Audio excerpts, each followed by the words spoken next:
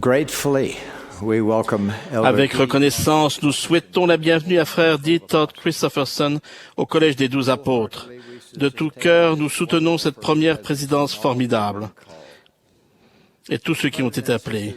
Mes frères et sœurs, quand nous avons appris le décès de président Hinckley, chacun de nous a immédiatement eu le sentiment d'une grande perte.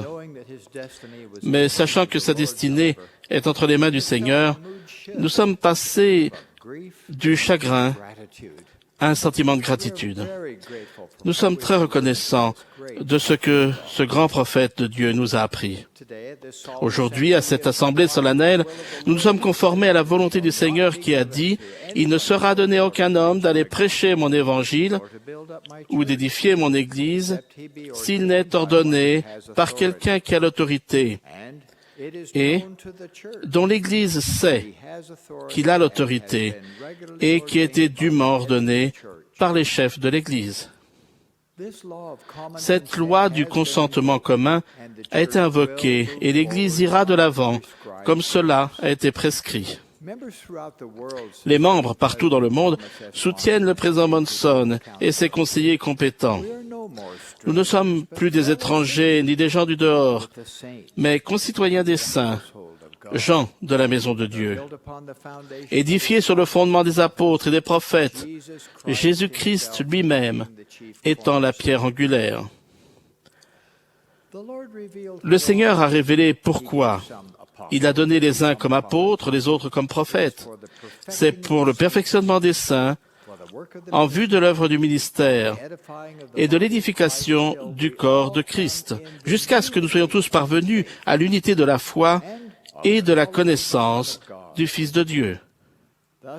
Donc, le ministère des apôtres, la première présidence et les 12, est de réaliser cette unité de la foi et de proclamer notre connaissance du Maître. Notre ministère consiste à bénir la vie de toutes les personnes qui apprendront et suivront la voie par excellence du Seigneur.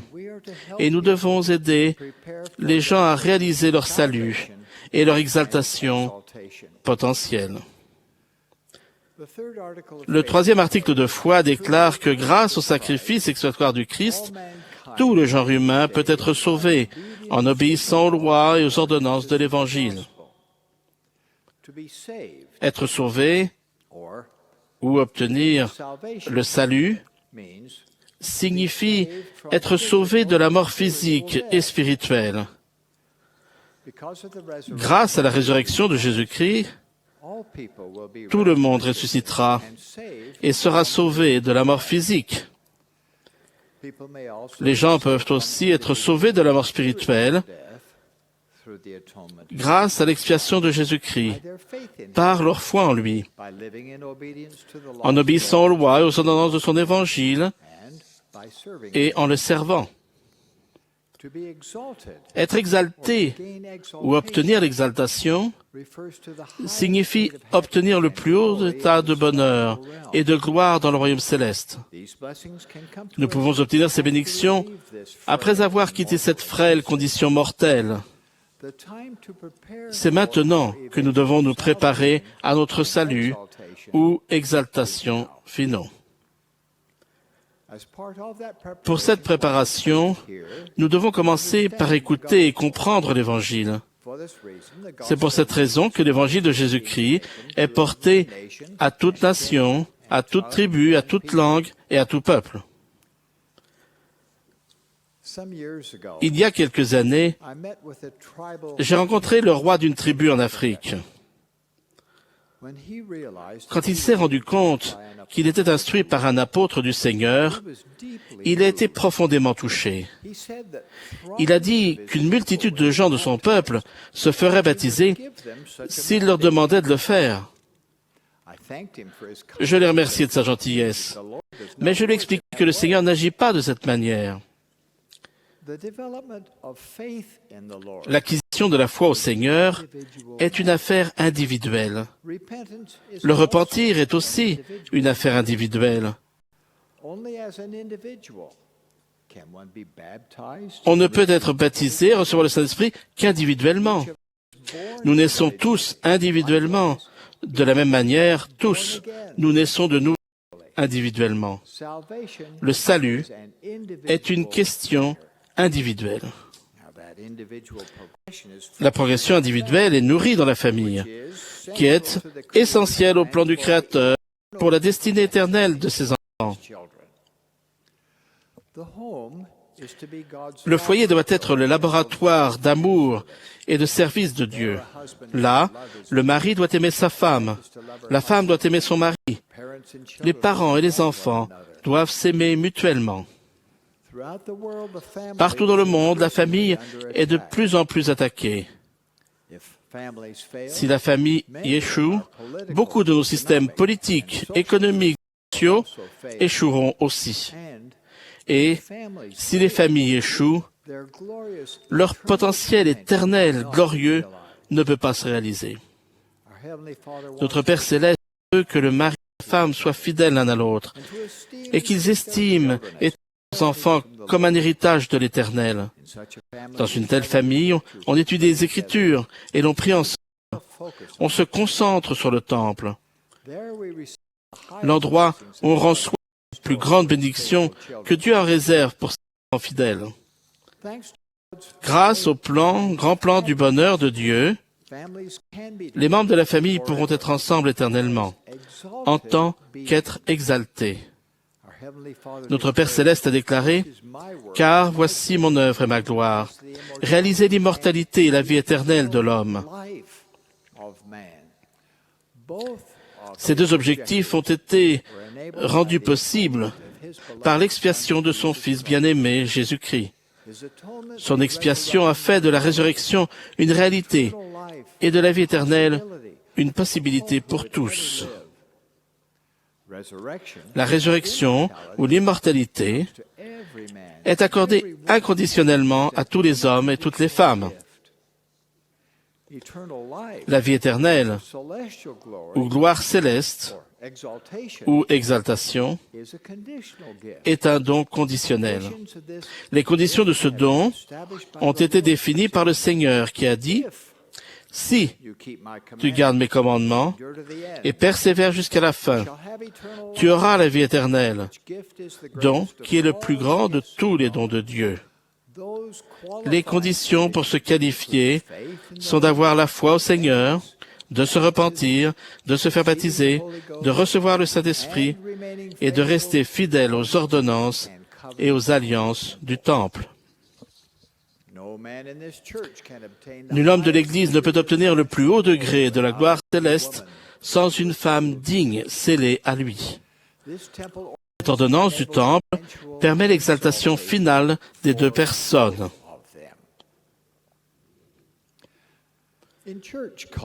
Dans les appels de l'Église, nous pouvons être relevés, mais nous ne pouvons pas être relevés de notre appel de parents. Depuis les premiers jours de l'histoire humaine, le Seigneur a commandé aux parents d'enseigner l'Évangile à leurs enfants. Moïse a écrit « Tu inculqueras à tes enfants les commandements, et tu en parleras quand tu seras dans ta maison, quand tu iras en voyage, quand tu te coucheras et quand tu te lèveras. » De nos jours, le Seigneur a ajouté « Élevez vos enfants dans la lumière et la vérité. » L'Église doit aider et non remplacer les parents dans leur responsabilité d'instruire leurs enfants. À notre époque d'immoralité effrénée et de pornographie menant à la dépendance, les parents ont la responsabilité sacrée d'enseigner à leurs enfants l'importance de Dieu dans leur vie. Ces mots tellement destructifs du potentiel divin doivent être strictement évités par les enfants de Dieu. Nous devons aussi enseigner à nos enfants à honorer leurs parents. Le 5e commandement dit « Honore ton père et ta mère, afin que tes jours se prolongent dans le pays que l'Éternel, ton Dieu, te donne. » Comment instruire au mieux nos enfants? Le Seigneur nous a donné une instruction précise. Aucun pouvoir, aucune influence ne peuvent ou ne devraient être exercés en vertu de la prêtrise, autrement que par la persuasion, par la longanimité, par la gentillesse et la douceur, et par l'amour sincère, par la bonté et la connaissance pure, qui épanouiront considérablement l'âme, sans hypocrisie et sans fausseté, réprimandant avec rigueur en temps opportun, sous l'inspiration du Saint-Esprit, et faisant preuve ensuite d'un redoublement d'amour envers celui que tu as réprimandé, de peur qu'il ne te considère comme son ennemi. Quand il faut corriger un enfant, vous pourriez vous demander, que puis-je dire ou faire qui le persuaderait de choisir une meilleure voie? Quand vous faites une correction nécessaire, faites-le calmement, en privé, avec amour, et non en public. S'il faut une réprimande, montrez rapidement un redoublement d'amour pour que des graines de ressentiment ne restent pas. Pour être persuasif, votre amour doit être sincère et vos enseignements basés sur la doctrine divine et de bons principes. Ne soyez pas autoritaire avec vos enfants, mais écoutez-les. Aidez-les à apprendre l'Évangile, inspirez-les et guidez-les vers la vie éternelle. Vous êtes les représentants de Dieu pour prendre soin d'enfants qu'il vous a confiés. Gardez son influence divine dans le cœur pour instruire et persuader.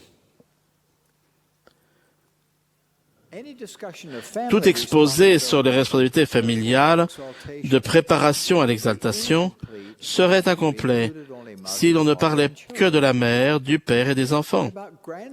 Qu'en est-il des grands-parents et des autres ancêtres? Le Seigneur a révélé que nous ne pouvons pas devenir parfaits sans eux, et ils ne le peuvent pas non plus sans nous. Les ordonnances de scellement sont essentielles à l'exaltation. Une femme a besoin d'être scellée à son mari, les enfants ont besoin d'être scellés à leurs parents, et ils ont tous besoin d'être reliés à nos ancêtres. Qu'en est-il des personnes qui ne peuvent pas se marier dans cette vie, ou de celles qui ne peuvent pas être scellées à leurs parents dans cette vie? Nous savons que le Seigneur jugera chacun de nous selon les désirs de notre cœur, ainsi que selon nos œuvres, et que les bénédictions de l'exaltation seront accordées à tous ceux qui seront dignes. Nous, les enfants de l'Alliance, sommes hautement favorisés. Les promesses faites aux pères, Abraham, Isaac et Jacob, sont implantées dans nos cœurs. Le Seigneur a dit, « Vous êtes héritiers légitimes selon la chair, et vous avez été cachés au monde avec le Christ en Dieu. C'est pourquoi vous êtes bénis si vous persévérez dans ma bonté, étant d'une lumière pour les gentils, et par cette prêtrise, des sauveurs pour mon peuple d'Israël. » Cette vie est le moment de se préparer au salut et à l'exaltation. Dans le plan éternel de Dieu, le salut est affaire individuelle. L'exaltation est affaire familiale. C'est en tant qu'enfants de l'Alliance que nous sommes réunis en assemblée solennelle ce matin. L'attention a été attirée sur les titres sacrés de prophètes et d'apôtres. Mais la responsabilité de se préparer au salut et à l'exaltation finale repose sur chaque personne. Chacune a son libre arbitre, agit dans sa propre famille, porte un titre également sacré de mère, de père, de fille, de fils, de grand-mère ou de grand-père. Dans ces rôles chargés de responsabilité, puissions-nous aller de l'avant avec foi, conduits par Jésus-Christ, dont c'est l'Église, et par le prophète, par l'intermédiaire duquel il parle. C'est là ma prière.